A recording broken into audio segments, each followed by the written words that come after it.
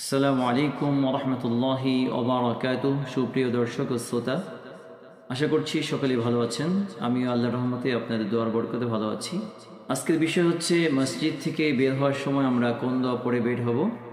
সচরাচর আমরা যেটা জানি সেটা হচ্ছে বিসমিল্লাহি সাল্লাল্লাহু আলাইহি ওয়াসাল্লাম, আল্লাহুম্মা ইন্নী আসআলুকা মিন ফাদলিক সাল্লাল্লাহু আলাইহি ওয়াসাল্লাম, যার অর্থ আগেরটার মতোই প্রায়, আল্লাহুম্মা ইন্নী আসআলুকা, হে আল্লাহ নিশ্চয়ই আমি তোমার কাছে প্রার্থনা করছি, মিন ফাদলিক, তোমার ফজল, তোমার করম, তোমার দয়া, সাল্লাল্লাহু আলাইহি ওয়াসাল্লাম, এবং আল্লাহ রাসূলের উপর শান্তি বর্ষিত হোক।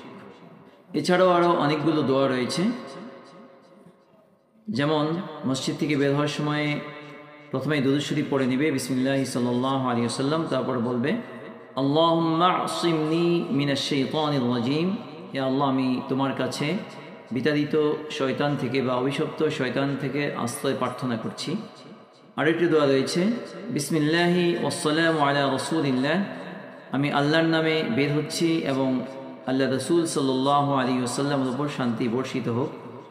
আরও একটি দোয়া রয়েছে বিসমিল্লাহি আল্লাহুম্মা সাল্লি আলা মুহাম্মদ ওয়া আলা আলি মুহাম্মদ, আমি তোমার নামেই বের হচ্ছি এবং তুমি শান্তি বর্ষণ করো, রহমত বর্ষণ করো মুহাম্মদ সাল্লাল্লাহু আলাইহি ওয়াসাল্লামের উপর এবং তার পরিবারবর্গের উপর বা বংশধরদের উপর তুমি রহমত বর্ষণ করো।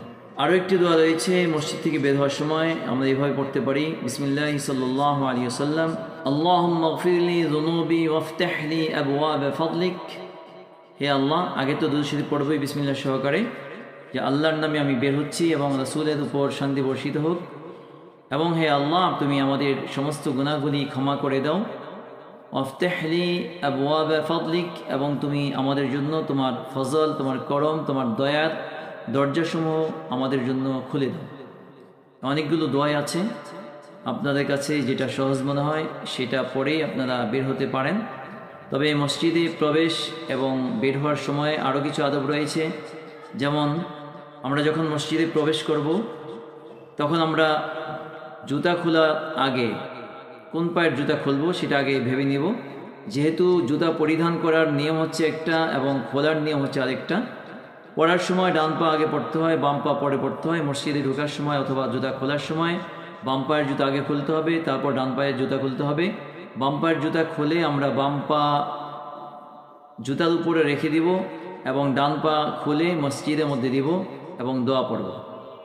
ঠিক বের হওয়ার সময় একই অবস্থা, যেহেতু আমরা মসজিদ থেকে বের হচ্ছি, ভালো জায়গা থেকে বের হচ্ছি, আগে আমরা বাম পা বের করব, বাম পা বের করে জুতার উপরে রাখব এবং ডান পা বের করে জুতা প্রথমে ডান পায়ে পা দিব এবং পরে বাম পায়ে পা দিব।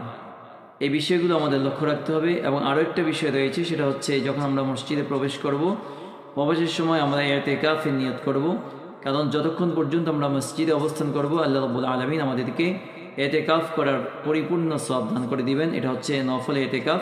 নফল ইতিকাফ অল্প সময়ের জন্য হতে পারে, 1 মিনিটের জন্য হতে পারে, 5 মিনিটের জন্য হতে পারে, 1 ঘন্টার জন্য হতে পারে, 2 ঘন্টার জন্য হতে পারে, এতে কোনো সময় নির্ধারিত নেই। আমরা অনেকে ইতিকাফ সম্পর্কে না জানার কারণে মনে করি যে ইতিকাফের সময় কমপক্ষে 1 দিন 1 রাত। আসলে বিষয়টা এমন নয়। তবে ওয়াজিব যেটা সেটা হচ্ছে 24 ঘন্টা আপনি রোজা সহকারে সেখানে থাকবেন। কেউ যদি মানত করে, তার মানত যদি পূর্ণ হয়ে যায়, তাহলে সে মসজিদে পুরা 1 দিন বলতে 24 ঘন্টাই তার ইতিকাফ করতে হবে। এটাকে ওয়াজিব ইতিকাফ বলে। আল্লাহ রাব্বুল আলামিন আমাদের সকলকে সঠিকভাবে আমল করে দুজাহানের অশেষ নেকি হাসিল করার এবং দুজাহানের কল্যাণ লাভ করার তৌফিক দান করুক। আমিন। ওয়া আখিরু দাওয়ানা আলহামদুলিল্লাহি রাব্বিল আলামিন। যারা আমার চ্যানেলটিকে এখনও সাবস্ক্রাইব করেননি, আশা করছি সাবস্ক্রাইব করে দিবেন, সঙ্গে থাকবেন।